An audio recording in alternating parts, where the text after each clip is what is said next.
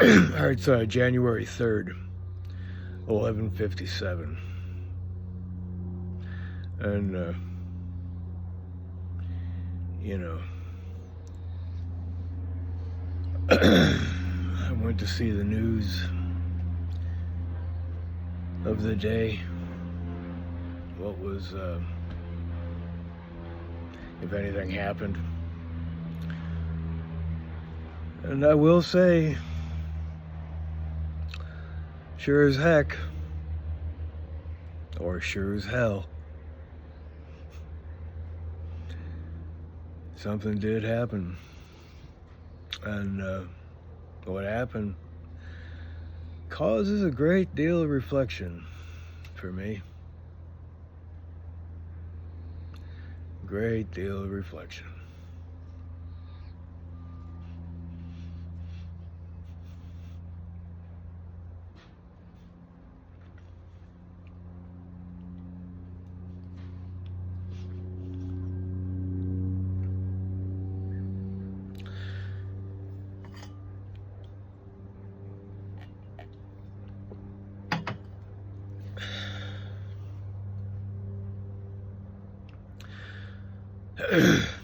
So,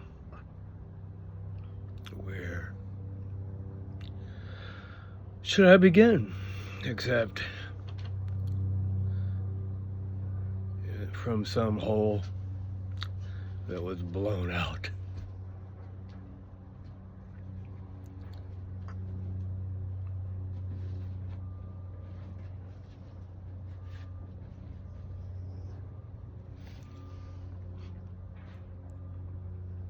Look, it's not even that big of a hole. Except it is a hole in my heart.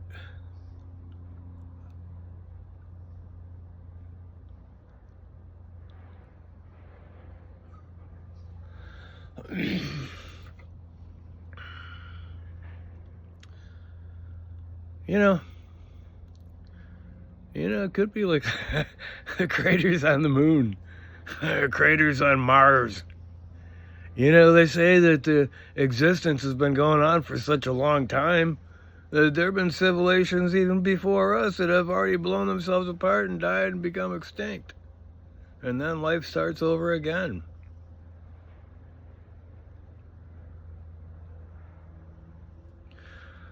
As it is in the macrocosm, so it is in the microcosm, and vice versa.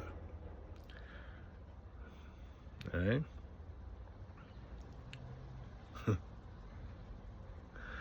As in the big, so in the small. That's why we use microscopes, so we can find out about stuff. And telescopes, so we can find out about stuff. And this is one of the basic principles of all of time and eternity and everything that could be understood and tried to reduce to a sutra or the smallest, pithiest kind of thing of most potent force. And that can be a potent force in determining reality and life and motivation and all things considered. The still point of the turning world.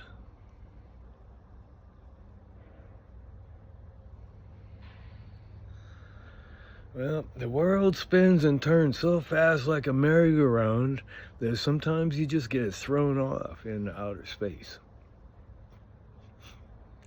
It's to mix the macrocosm terminology and understand with the microcosm, because it's the same thing over and over.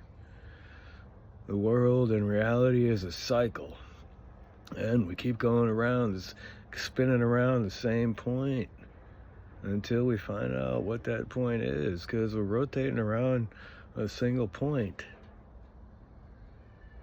And one of the points comes to a head when you go to the point of war.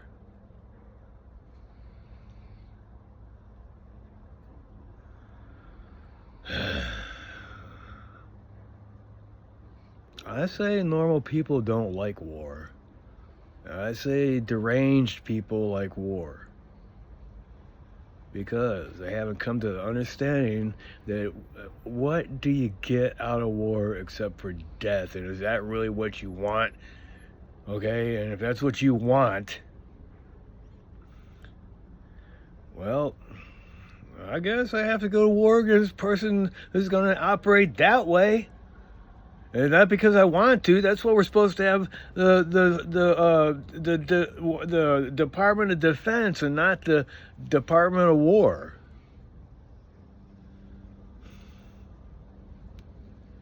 And so now you know what they're saying is like they're saying they're in certain warmongering situations. I don't know, coming from the Pentagon. You know, they're saying that they're putting out a front. Okay, it's a combined effort, you know, from the White House because of this particular president that the Christians put into office, of all ironical things. This deranged monster of Mar-a-Lago type president, because he is a monster of Mar-a-Lago. If people would have actually looked at the microcosm, looked at him like in a microscope, looked at him down to the levels of his actual being and what he has proven throughout time, I can't understand, man. See, that's why I went to undergraduate school and graduate school, and in both, in all them years, like about 8 of them, about maybe 10 of them, I think more like 10 of them all together. Okay, look, I'm just saying that I was taught how to look at things, consider the sources, and be truthful about it, and be intelligent about it. You know, look at the, you know, look at what happens when you do something in particular, and actually, you know, look beyond the propaganda and bullshit. I mean, that's what they teach you when you go to school. They teach you to look beyond the bullshit.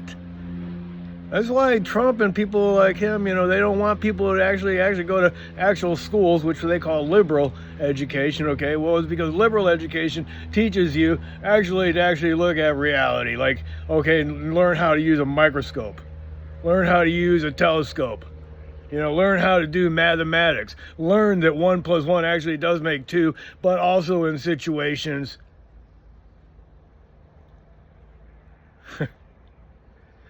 of relationship, it could make 3. That's why we have babies. And so look, you know, on this very, very sad and bad day, I still have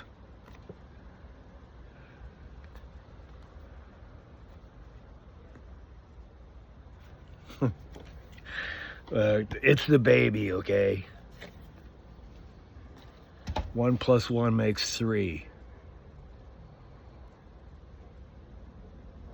The mom and the dad make the child. Well, that's 3. But I just wanted to express that, just so you know that I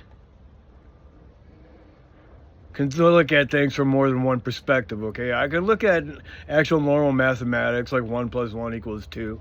But I can also understand the spiritual concept, mostly, of how 1 + 1 makes 3. And this is like the whole study in science, okay? How we first, you know, started out with, like, you know, the very, very basics, like gravity and a guy dropping an apple and it going hitting the ground. And I think that was Newton. All right? And then as the years go on, you know, you start also learning about other things, like, you know, especially like when you go all the way from way back then, you know, up to Einstein. And all that has to do, most of that has to do with mathematics, which is kind of,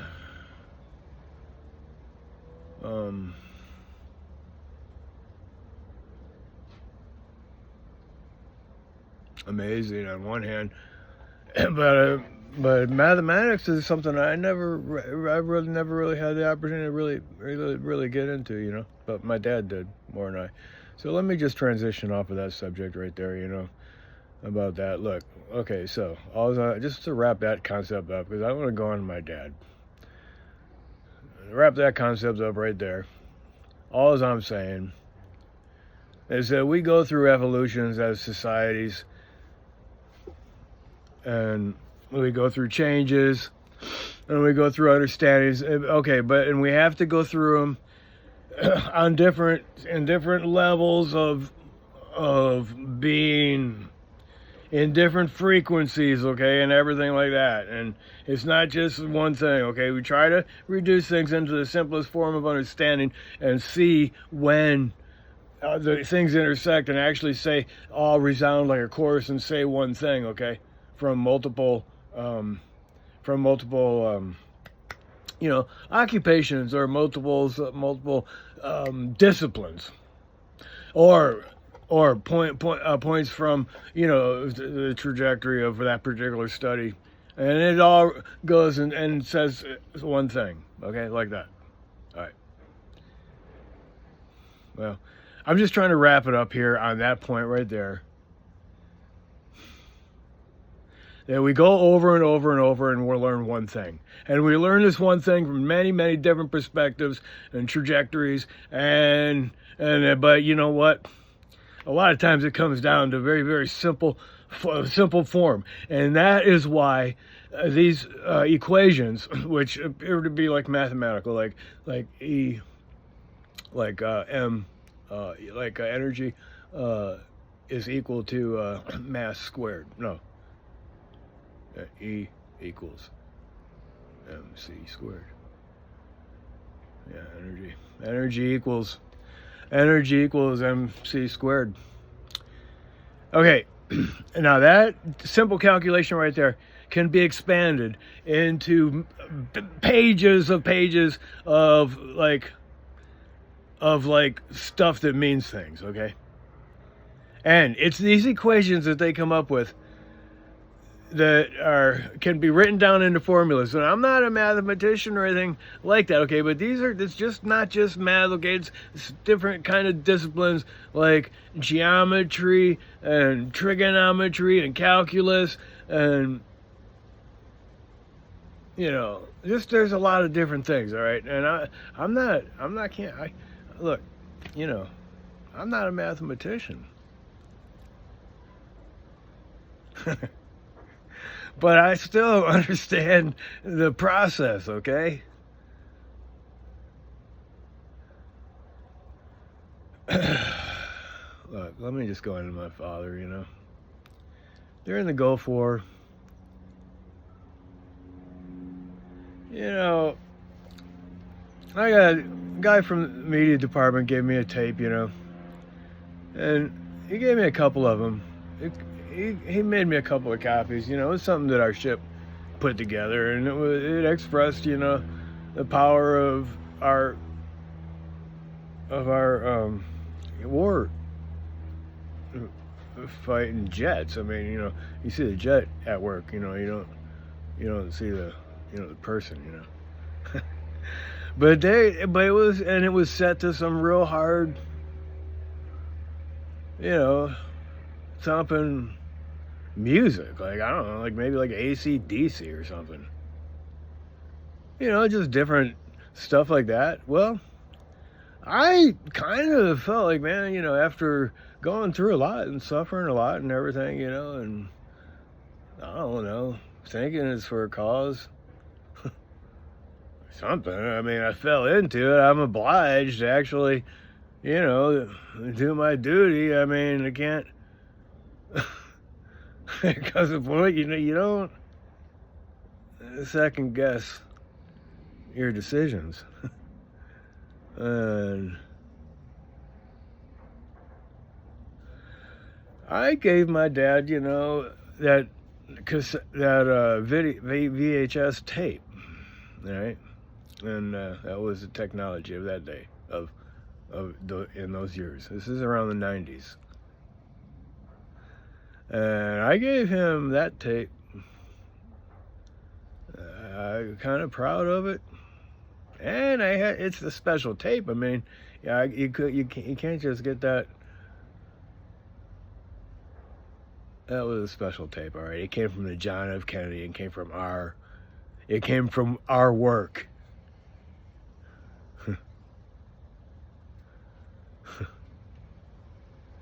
And it was powerful, all right. Seeing the power at work, okay. And it's kind of like what the president is saying. How he's acting. The president is talking like, he's watching this stuff on TV and he's just being amazed at, America's power.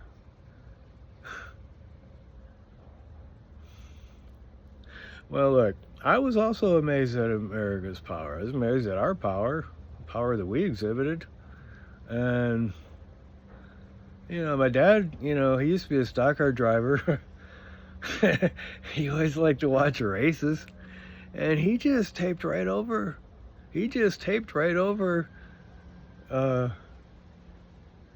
That VHS tape that I sent him of our work. He used that because he used that VHS tape to record a race. And from the TV. And so I was when I went to see him, and I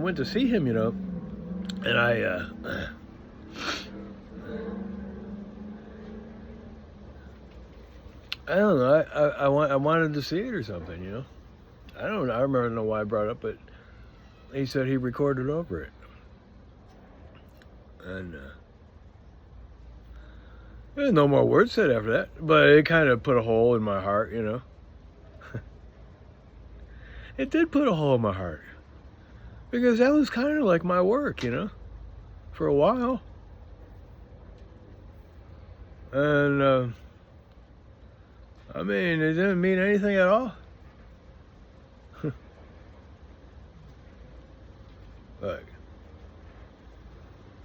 That's just a little kind of example, but in that Bob Dylan song, where the guy comes home from war all blown apart and everything, hardly able to walk, half his face blown off, stuff like that.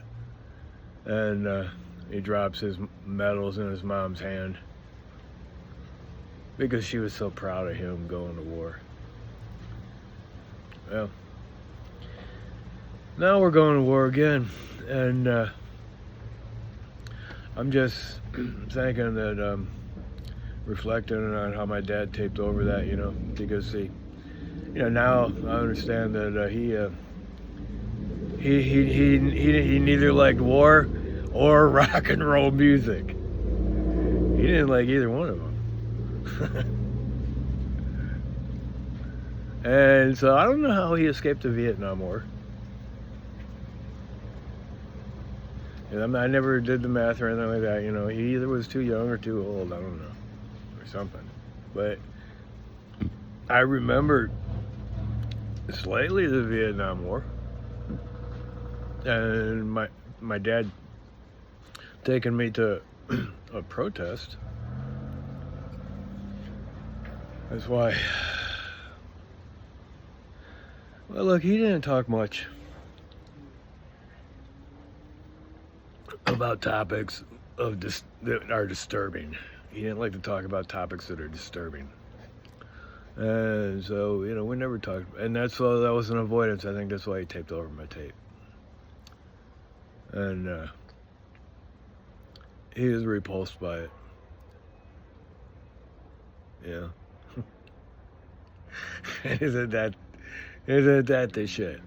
That's how you express that thing right there. You say, "Isn't that the shit?" Because look, man, the shit is the worst thing that that we got to do. That's the worst thing that we got to do as a human beings. It's pretty bad, all right. Jesus Christ, man. See, that point right there, okay, as in the small, so in the big, okay? Jesus Christ, man, we always have to have a shitter nearby.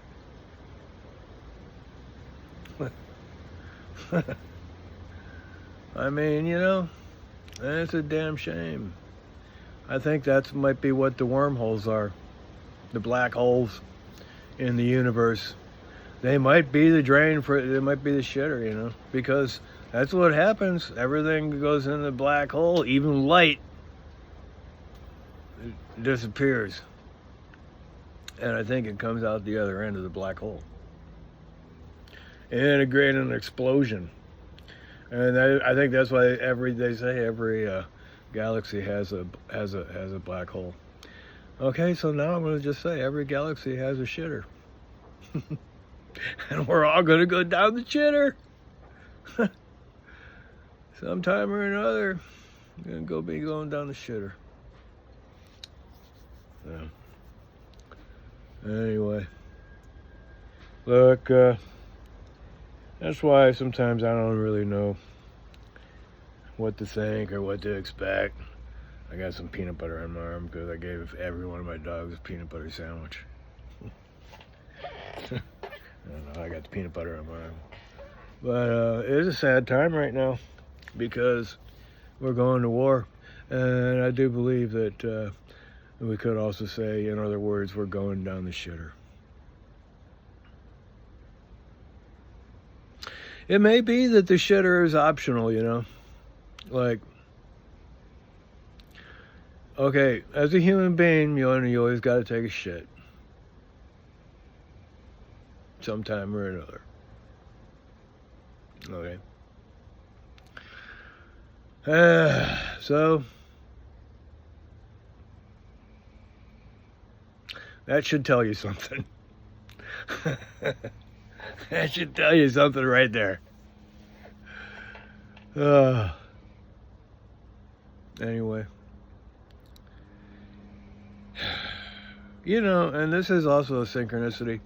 Because this is why, you know, they use the ass. And they make stories about assholes. And they compare people to an actual human asshole if you take a shit. And stuff like that. Donald Trump used to talk about shithole countries.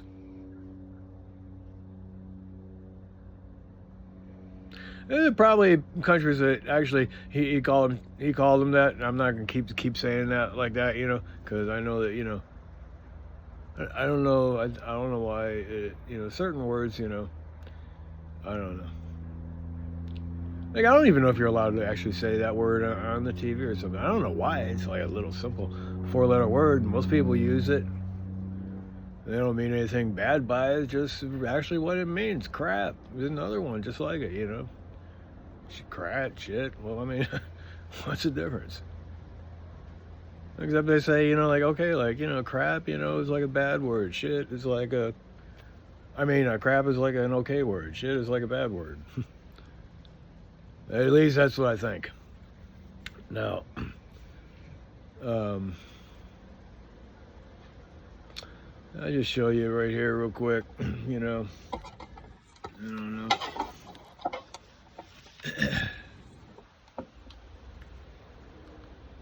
The real number is 300,000 people, and we lost it to drugs, and they come in through the southern border, mostly the southern border. Plenty come in through Canada, too, by the way, in case you don't know. But they come in through the southern border, and something's going to have to be done with Mexico. Trump is asked if he'll throw his support around opposition leader Maria Corina Machado, and Donald Trump then says, well, they're... All right, you see, just that I didn't even know what it was going to play, okay? But I knew it was Trump talking. All right, so you heard that little bit about what Trump said, you know? He's talking about, you know, things are going to have to be done with Canada, things are going to have to be done with Mexico, things are going to have to be done here, there, you know, and what he's doing, you know, he started off, you know, picking a fight with Venezuela by, you know, targeting, you know, people in fishing boats and killing them. And then now all of a sudden he's raiding the city. He says he's going to do this in defiance of any kind of standard order procedure that we normally followed and stuff like this. And he didn't even tell the American people what he's doing. And he's taking our country right into war because he's a warmonger. And because he's a bullied and a spoiled brat. He's a spoiled brat, and that's what he is, a big spoiled brat.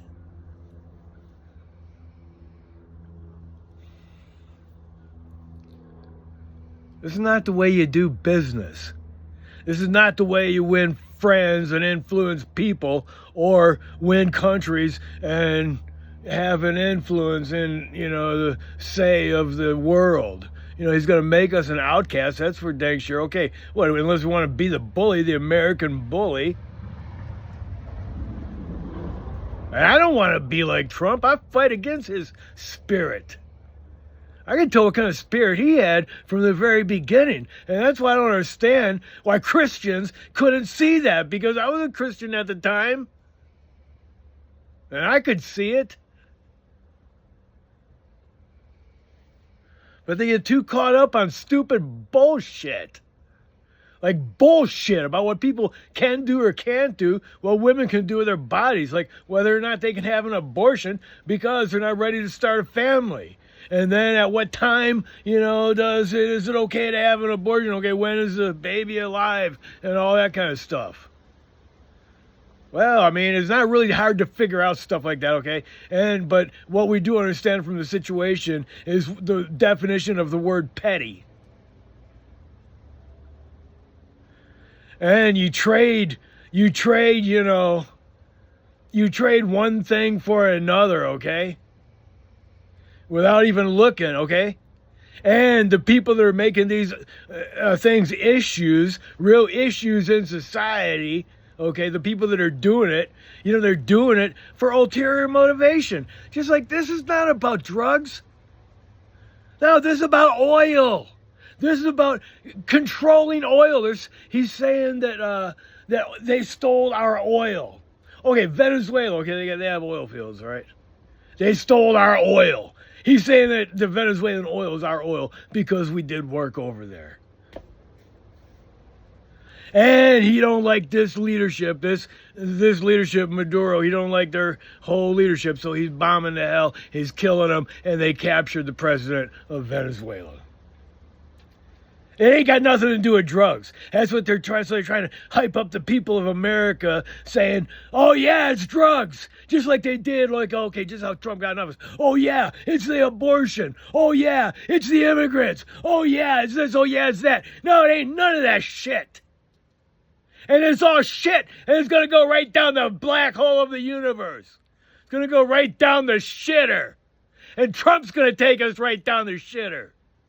And he's a deranged, evil person.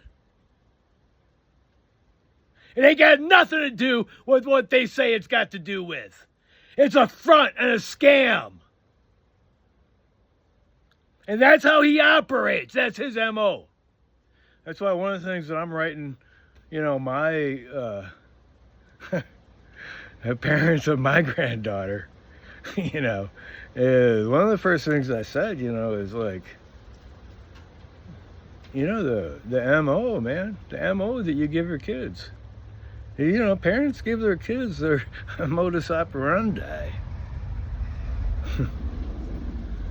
They give kids their mode of operation. They help form that.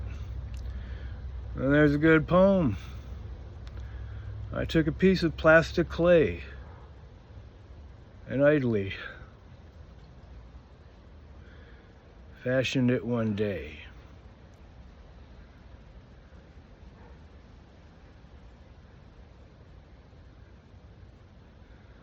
I was gonna say, I came again when days had passed. A bit of clay was hard at last. The early imprint it still bore, but its form I could change no more.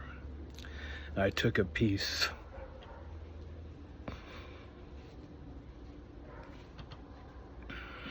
of living clay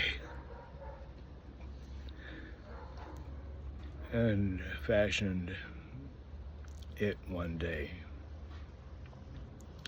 I molded it with power and art. A young child's soft and yielding heart.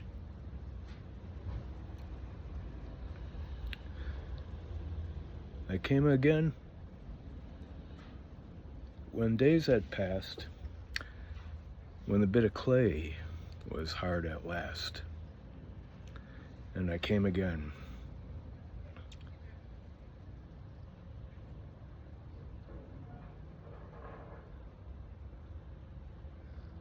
When days had gone,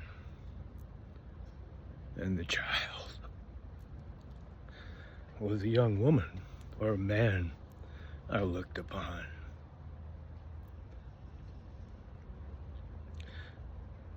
The early imprint they still bore, but their form or their MO, I could change no more.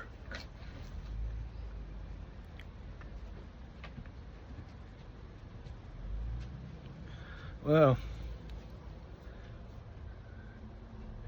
things will change you.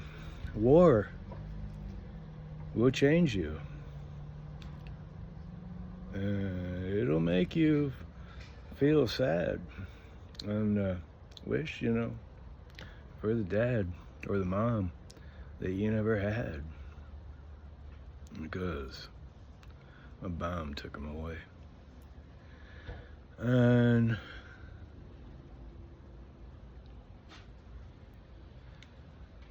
it's a sad thing, but right now, we're going to war.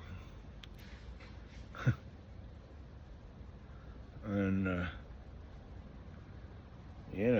my dad was kind of proud of me, I went to war, but he told me not even to join the military. I told you, I joined the military because I needed the benefit of insurance. I didn't have the money, and me and Adam and Amber's mom together, Adrian, we together didn't have the money. So I joined the military, and that was a solution to the problem. But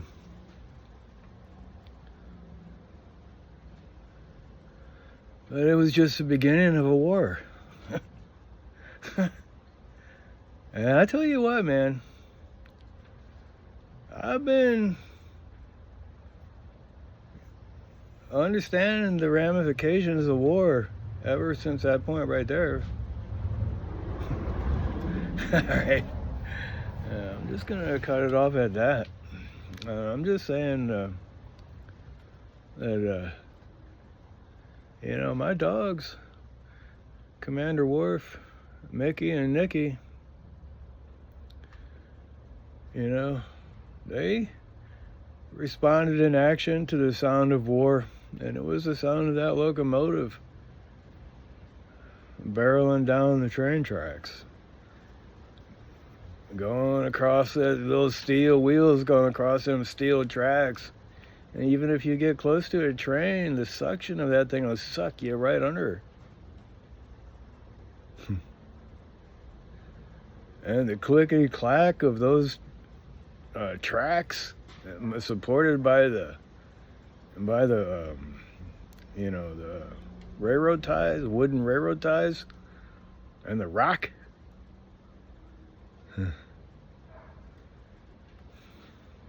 It's a heavy thing, okay, and it's powerful. Well, dogs are dogs. They went after that thing, and it killed them, probably. I don't want to make mention of it. I was going to say that too much. My grandpa, he didn't want to talk about World War II. And my dad didn't like it, didn't like Vietnam. And I'm just saying, I started my young life out basically in war, and I just have feelings about it. and understandings, and saying that, you know, things go around in a circle and come to the same point. It's called the still point of the turning world. And that means something right there, okay? And you better bottom off there, okay, before you go down the shitter. That's all I'm saying. I have no idea even what to call this one, okay, right here. I'm not gonna call it the shitter. Look. I'm just gonna call it the bomb, because sometimes they call when a shitter has a bomb, all right. Anyway, I'm gonna stop this one right here, you know, because it's just a sad thing. That's a sad thing.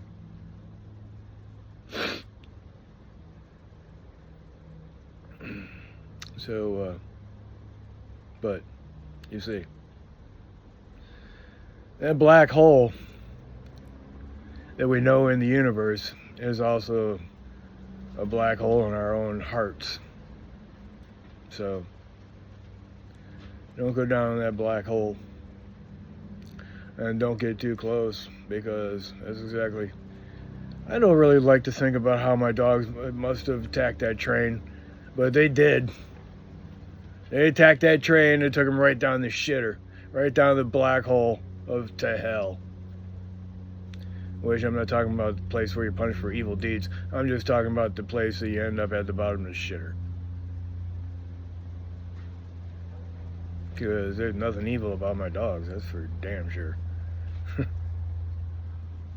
Alright, bye. Well, I'm going to say goodbye to myself. And I mean, you know, like if you, my grandchildren, ever see this, you know, I hope that you can learn from it, okay? Because I really don't want you to go down the shitter. And I don't want you to go down the black hole to hell. And I don't want you to suffer in war, okay? I want you to learn from positive, good things and happiness, and say, no, I would never want to go down into the black. I would rather stay near the light. I would rather love than hate. I would rather learn to practice the art of loving than the art of war. And hopefully, you know, we can make the better place, and the world a better place, and have constraints and guardrails and stuff, especially like if, you know, people don't actually open their eyes to actually see what the hell's going on, okay? I didn't see things the same way my dad was seeing them when he taped over my tape, okay? But neither one of us was bad, okay? We're just seeing things from a different perspective. And coming around this now, you know, we're going to war, and I'm thinking about certain things and what it means. So I'm just going to call this one What It Means, and that's it.